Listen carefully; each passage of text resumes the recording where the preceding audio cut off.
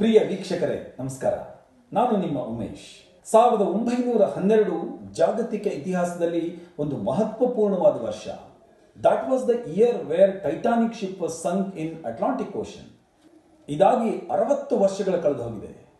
2224 ಜನರಿದ್ದ ಆ ನತದೃಷ್ಟ ಹಡಗು ಅಟ್ಲಾಂಟಿಕ್ ಸಮುದ್ರದಲ್ಲಿ ಮುಳುಗಿ 1500 ಮಂದಿ ಜಲಸಮಾಧಿಯಾದದ್ದು ತಮಗೆಲ್ಲ ಗೊತ್ತೇ ಇದೆ. ಇದೇ ಹೆಸರಿನಲ್ಲಿ ಬಂದಂತಹ ಟೈಟಾನಿಕ್ ಸಿನಿಮಾ 11 ಆಸ್ಕರ್ ಪ್ರಶಸ್ತಿಯನ್ನು ಬಾಚಿಕೊಂಡಿತು. ಕ್ಯಾಟ್ ವಿನ್ಸ್ಲೆಟ್ ಮತ್ತು ಲಿಯೋನಾರ್ಡೋ ಡಿಕ್ಯಾಪ್ರಿಯೋ ಅಭಿನಯದ ಅದ್ಭುತವಾದ ಚಿತ್ರ. ಆದರೆ ಈ ಘಟನೆ ನಡೆಯೋದಕ್ಕೆ 25 ವರ್ಷಗಳ ಮುಂಚೆ, ಅಂದರೆ 1888ರಲ್ಲಿ ಇಂಥದ್ದೇ ಮತ್ತೊಂದು ಭಾರತೀಯ ಹಡಗು ನಮ್ಮ ಅರಬ್ಬಿ ಸಮುದ್ರದಲ್ಲಿ ಮುಳುಗಿ ಹೋಗಿತ್ತು ಅಂತ ಹೇಳಿದ್ರೆ ನೀವು ನಂಬಲೇಬೇಕು. ಕಾರಣ ಅದು ಐತಿಹಾಸಿಕ ಸತ್ಯ. ಹೌದು, ಆ ಹಡಗಿನ ಹೆಸರು ವೈತರಣ ಅಂತ ಹೇಳಿ ಅದನ್ನ ಮಿಜಿಲಿ ಅಂತ ಕೂಡ ಕರೀತಾ ಇದ್ರು. ಆ ಹಡಗು ನಿತ್ಯ ಗುಜರಾತಿನ ಕಚ್ನಿಂದ ಬಾಂಬೆಗೆ ಹೋಗಿ ಬರ್ತಾ ಇತ್ತು. ಗುಜರಾತಿನ ಕಚ್ನಿಂದ ಬಾಂಬೆಗೆ 30 ಗಂಟೆಯ ಪ್ರಯಾಣ. ಅದಕ್ಕೆ ಖರ್ಚಾಗ್ತಿದ್ದು ಕೇವಲ 8 ರೂಪಾಯಿ. ಅಂದ್ರೆ 8 ರೂಪಾಯಿಗೆ 30 ಗಂಟೆಯ ಪ್ರಯಾಣವನ್ನ ಕಚ್ನಿಂದ ಬಾಂಬೆವರೆಗೆ ಮಾಡಬಹುದಾಗಿತ್ತು. ಹಾಗಾಗಿ ಸಾಮಾನ್ಯ ಜನರಿಂದ ಹಿಡಿದು ಹೈ ಕ್ಲಾಸ್ ಎಲೈಟ್ ಕ್ರೌಡ್ ವರೆಗೆ ಎಲ್ಲರೂ ಆ ಹಡಗಿನಲ್ಲಿ ಪ್ರಯಾಣ ಮಾಡ್ತಾ ಇದ್ರು. ಅದು ನವೆಂಬರ್ 8, 1888 ಹಡಗು ಗುಜರಾತಿನ ಬಂದರಿನಿಂದ ದ್ವಾರಕೆಗೆ ಹೋಗಬೇಕಾಗಿರುತ್ತೆ. ಅನಂತರ ಅಲ್ಲಿಂದ ಪೋರಬಂದರಿಗೆ ಹೋಗಬೇಕಾಗಿರುತ್ತೆ. ಹಡಗು ಬಂದರನ್ನ ಬಿಟ್ಟು ಸ್ವಲ್ಪ ದೂರ ಹೋಗ್ತಾ ಇದ್ದಂಗೆ ಸಮುದ್ರದ ಮಧ್ಯಕ್ಕೆ ಬರುತ್ತೆ. ಮಧ್ಯಕ್ಕೆ ಬರ್ತಾ ಇದ್ದಂಗೆ ಸಮುದ್ರದಲ್ಲಿ ಭಯಾನಕವಾದ ಬಿರುಗಾಳಿ ಎದ್ಬಿಡುತ್ತೆ. ಆ ಪ್ರಚಂಡ ಬಿರುಗಾಳಿಗೆ ಹಡಗು ನಲುಗಿ ಹೋಗೋದು ಶುರುವಾಗುತ್ತೆ. ಹೇಗೋ ಆ ಹಡಗಿನ ಕ್ಯಾಪ್ಟನ್ ಆ ಹಡಗನ್ನ ನೇರವಾಗಿ ಪೋರಬಂದರಿನ ಹತ್ತಿರ ತೆಗೆದುಕೊಂಡು ಬರ್ತಾರೆ. ಆದರೆ ಆ ಪೋರಬಂದರಿನಲ್ಲಿ ಆ ಹಡಗಿಗೆ ಲಂಗರ್ ಹಾಕೋದಕ್ಕೆ ಸಾಧ್ಯ ಆಗೋದಿಲ್ಲ. ಹಾಗಾಗಿ ಹಡಗು ಮತ್ತೆ ಬಾಂಬೆಯತ್ತ ಹೊರಡುತ್ತೆ. ಮತ್ತೆ ಸಮುದ್ರದ ಮಧ್ಯಕ್ಕೆ ಬರುತ್ತೆ. ಮತ್ತೆ ಪ್ರಚಂಡವಾದ ಬಿರುಗಾಳಿ. ಈ ಬಾರಿ ಆ ಬಿರುಗಾಳಿಯ ಹೊಡೆತಕ್ಕೆ ಹಡಗು ನೇರವಾಗಿ ಮುಳುಗೋಗುತ್ತೆ. ಹಡಗು ಸಮುದ್ರದಲ್ಲಿ ಮುಳುಗಿ ಏಕಾಏಕಿ ಕಣ್ಮರೆಯಾಗುತ್ತೆ. ಅಲ್ಲಿದ್ದಂತಹ 703 ಮಂದಿ ಹಾಗೆ ಜಲಸಮಾಧಿಯಾಗಿಬಿಡ್ತಾರೆ.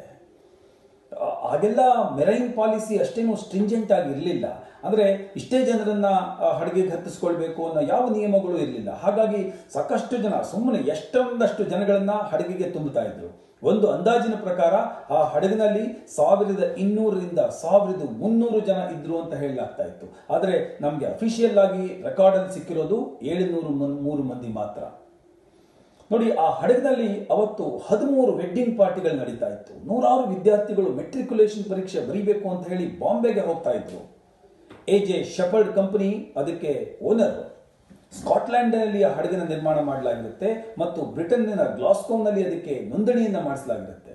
1885ರಲ್ಲಿ ಆ ಹಡಗು ಇಂಡಕ್ಟ್ ಆಗಿರುತ್ತೆ. ಅಂದ್ರೆ ಆ ಇಂಡಕ್ಟ್ ಆಗಿ 3 ವರ್ಷಕ್ಕೆ ಈ ದುರಂತ ಸಂಭವಿಸುತ್ತೆ.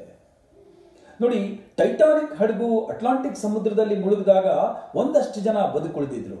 ಆದರೆ ಈ ಹಡಗು ನಮ್ಮ ಅರಬ್ಬಿ ಸಮುದ್ರದಲ್ಲಿ ಮುಳುಗಿದಾಗ ಯಾರೊಬ್ಬರು ಬದುಕುಳಿದಿಲ್ಲ. ಎಲ್ಲರೂ ಜಲಸಮಾಧಿಯಾಗ್ಬಿಟ್ರು.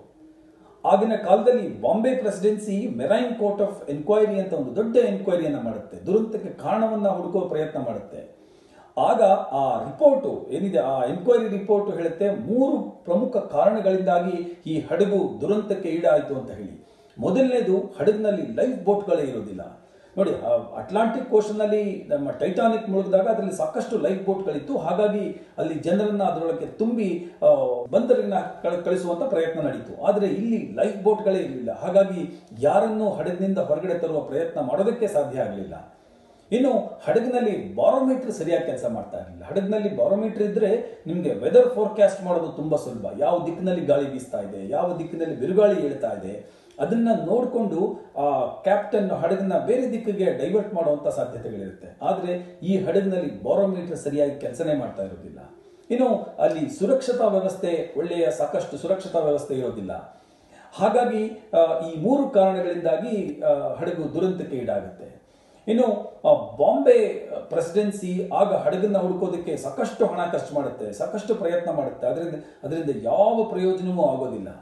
ಈ ಇಡೀ ದುರಂತದ ಬಗ್ಗೆ ಆಗಿನ ಅನೇಕ ಮಾಧ್ಯಮಗಳು ವಿಸ್ತೃತವಾಗಿ ವರದಿಯನ್ನ ಮಾಡ್ತವೆ. Pioneer, Bombay guardian, times of India ಇವೆಲ್ಲವೂ ಡಿಟೈಲ್ಡ್ ರಿಪೋರ್ಟನ್ನು ಕೊಡುತ್ತೆ. ಅದನ್ನು ಈಗಲೂ ನೀವು ಗೂಗಲಲ್ಲಿ ನೋಡಬಹುದು. ಆದರೆ ಇತಿಹಾಸದ ಗರ್ಭದಲ್ಲಿರುವ ಸತ್ಯವನ್ನ ಪ್ರಿಯ ವೀಕ್ಷಕರಾದ ನಿಮಗೆ ಹೇಳಬೇಕು ಅನ್ನೋ ಕಾರಣಕ್ಕೆ ನಾನು ಈ ವಿಡಿಯೋವನ್ನು ಮಾಡಿದೆ. ಅಂದಹಾಗೆ ಸಾಗರದಲ್ಲಿ ಮುಳುಗಿರುವಂತಹ ಈ ವೈತರಣ ಹಡಗಿನ ಬಗ್ಗೆ ಗುಜರಾತ್ನಲ್ಲಿ ಒಂದು ಲಾವಣಿ ತುಂಬಾ ಪ್ರಚಲಿತದಲ್ಲಿದೆ. ಅದ್ಭುತವಾದ ಲಾವಣಿ ಅದು. It's a folk song. ನೀವು ಅದನ್ನು ಕೇಳಿ.